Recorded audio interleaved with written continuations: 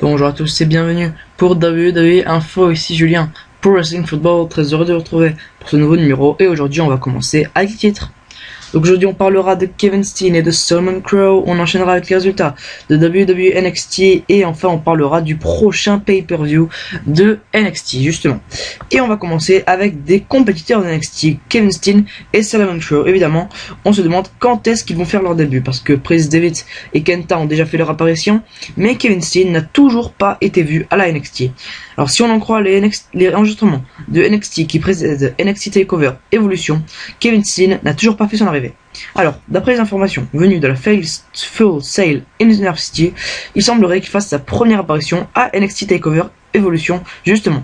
Alors, espérons que cela soit le cas, mais si pour Kevin Steen, cela semble être acté, il y en a un qui ronge son frein. En effet, Sami Callihan, ou plutôt Solomon Crow, est à NXT. Alors, certains pourraient imaginer une blessure, surtout qu'il a passé une IRM, mais ce n'est pas du tout le cas, puisqu'il a fait un match lors d'un house show de NXT et qu'il se sent de plus en plus fort.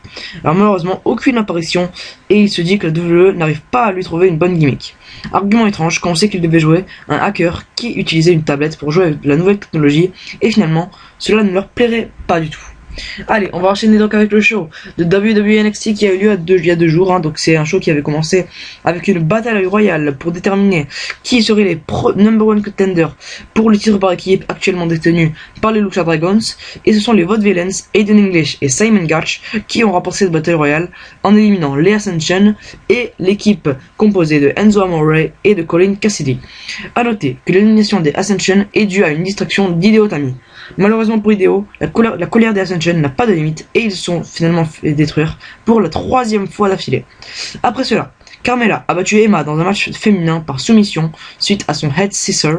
Bull Dempsey a battu Justin Gabriel et Baron Corbin a battu Tony Briggs avec son Ends of Day en 14 secondes, plus fort que Mark Henry contre Bo Dallas. Du côté de la France, Sylvester Lefort a encore perdu contre Marcus Louis en raison d'un choc slam. Et enfin, dans le main event du show, Sami Zayn a continué son chemin vers le titre puisqu'il a de nouveau battu Titus O'Neil suite à son Hell of a Cake. Après le combat, Tyler Breeze est intervenu et a dit qu'il l'affrontera et que ce match désignera le challenger numéro 1 pour le titre de NXT, actuellement détenu par Adrian Neville. Et justement, c'est une transition toute trouvée pour le prochain pay-per-view de la NXT et nous en savons plus grâce aux enregistrements de NXT. En effet, la WWE a annoncé qu'un futur pay-per-view NXT sera présenté le 11 décembre 2014. Ce pay-per-view s'appellera NXT TakeOver Evolution et grâce aux enregistrements, 4 matchs ont été annoncés. Finn Balor et Hideo Itami affronteront l'Ascension. Et les 3 autres titres seront mis en jeu. En effet, le titre par équipe sera remis en jeu avec un match qui opposera donc les Vaudevillains aux Lucha Dragons. Le titre féminin sera remis en jeu par Charlotte qui affrontera Sasha Banks.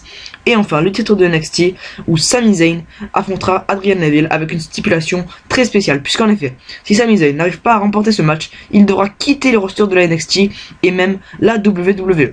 Voilà, c'est la fin de cette vidéo info, j'espère qu'il vous a plu. On se retrouvera donc lundi où on parlera des résultats de SmackDown, de Daniel Bryan et de plein d'autres choses. Allez, merci de m'avoir suivi, c'était Julien, ciao tout le monde.